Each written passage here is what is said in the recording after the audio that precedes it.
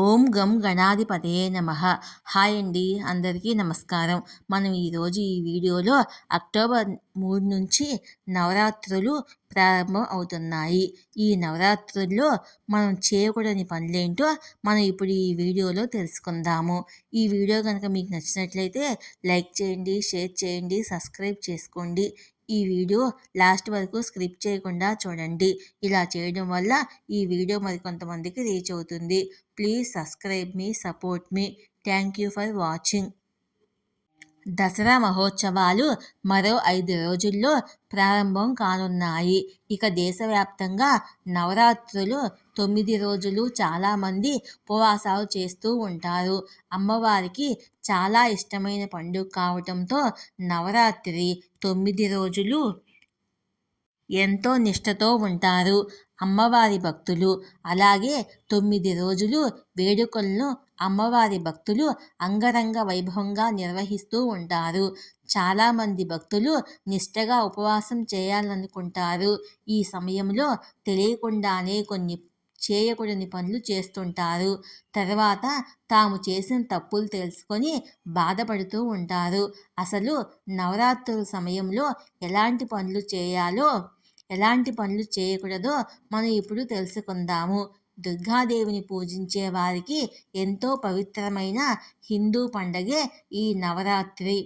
ఈ సంవత్సరము నవరాత్రులు అక్టోబర్ 3 నుంచి ప్రారంభం కాబోతున్నాయి. అక్టోబర్ 12న విజయదశమి పండగతో ఈ నవరాత్రి ఉత్సవాలు ముగుస్తాయి. అమ్మవారు చెడును వధించి మంచిని గెలిపించిన రోజున దసరాగా సంబరాలు జరుపుకుంటాము. దసరా పండుగను మొత్తం 9 రోజుల పాటు జరుపుకుంటాము. ఈ 9 రోజులు అమ్మవారిని 9 అవతారాల్లో అలంకరించి రకరకాల నైవేద్యాలతో ఎంతో నిష్టతో ప్రత్యేకంగా పూజిస్తాము. ఈ 9 రోజులు అమ్మవారిని ఎంతో నిష్టగా పూజిస్తాము. కొందరు వ్రతాలు కూడా చేస్తుంటారు. అయితే ఈ పర్వదినాల్లో చేయకూడని పనులు కొన్ని ఉంటాయి. అవేంటో తెలుసుకొని వాటిని పాటిస్తే మన పూజలో ఎటువంటి పొరపాట్లు లేకుండా మంచి ఫలితాలు అందుతాయి. అవేంటో మనం ఇప్పుడు తెలుసుకుందాము.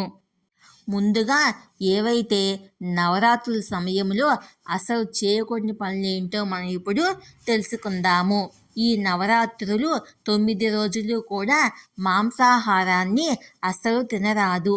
అలాగే మన కుటుంబ సభ్యుల కోసం కూడా ఇంట్లో చేయరాదు.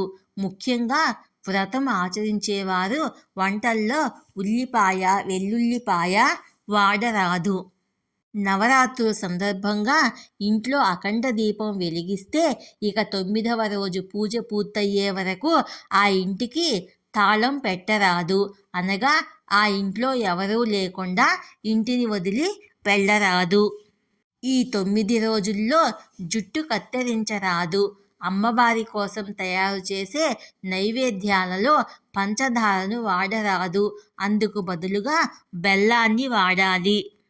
ఈ నవరాత్రుల్లో కనీసము ఒక్కరోజైనా బ్రాహ్మణుని పిలిచి మంచి భోజనాన్ని పెట్టాలి.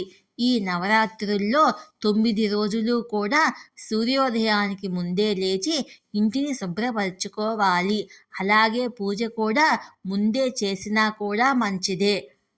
సూర్యోదయానికంటే ముందే లేచి పూజ చేస్తే ఆ ఇంటి వాతావరణం కూడా ఎంతో ప్రశాంతంగా ఉంటుంది. ఈ 9 రోజుల్లో పూజలు చేసే మహిళలు మధ్యాహ్న సమయంలో ఇంట్లో నిద్రించరాదు. అది అరిష్టంగా భావిస్తారు. అలాగే మహిళలు కంటతడి కూడా పెట్టకూడదు. నవరాత్రుల సమయంలో గోళ్లను, జుట్టు కత్తిరించుకుంటుంటారు. కానీ అలా చేయడము అశుభము. హిందూ మతం ప్రకారము ఉపవాస సమయంలో జుట్టు కానీ గోళ్లను కానీ కత్తిరించడము అశుభంగా పరిగణిస్తారు. మద్యపానం, పొగాకు తీసుకోవడము ఆరోగ్యానికి హానికరము.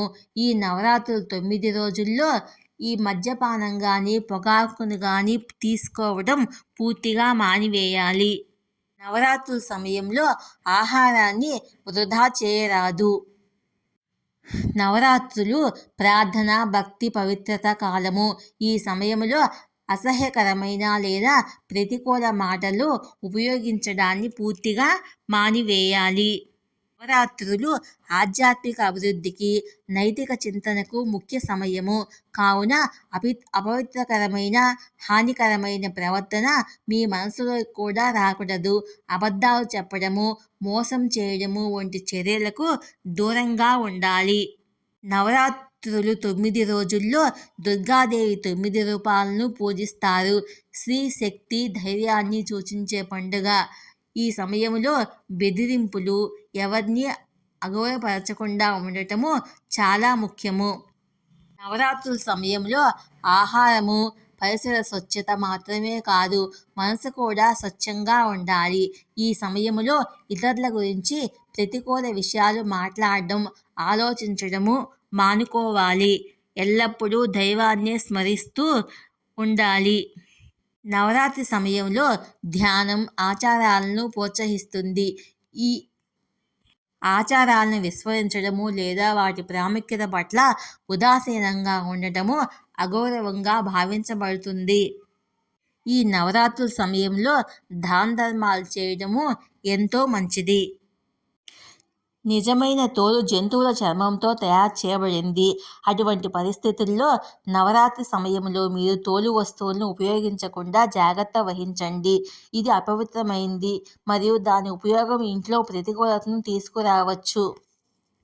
నవరాత్రులు 9 స్వచ్ఛతకు చిహ్నాలు. అటువంటి పరిస్థితుల్లో ఈ కాలంలో ఇంటి శుభ్రతతో పాటు శారీరక పరిశుభ్రతపై కూడా ప్రత్యేక శ్రద్ధ వహించండి.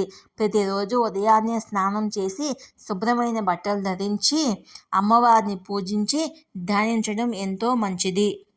ఈ నవరాత్రి 9 రోజుల్లో ఒక ప్రవర్తన మరియు ఇంద్రియాలను కూడా నియంత్రించుకోవాలి. ఈ సమయంలో కోపం, దురాశ, అసూయ, అనుబంధం, మోహం, అసత్యాలు వంటి ప్రవర్తనకు దూరంగా ఉండాలి మరియు మనసులో అలాంటి ఆలోచనలు కూడా తీసుకురాకూడదు. ఈ 9 రోజులు అమ్మవారిని నిష్ఠతో పూజించేవారు బ్రహ్మచర్యాన్ని తప్పకుండా పాటించాలి. నేలపైనే నిద్రించాలి. ఉదయం కానీ సాయంత్రం కానీ అమ్మవారిని దర్శించుకోవడం చాలా మంచిది. ఈ వీడియో కనుక మీకు నచ్చినట్లయితే లైక్ చేయండి, షేర్ చేయండి, సబ్స్క్రైబ్ చేసుకోండి. ఈ వీడియో లాస్ట్ వరకు స్కిప్ చేయకుండా చూడండి. Please subscribe me, support me. Thank you for watching.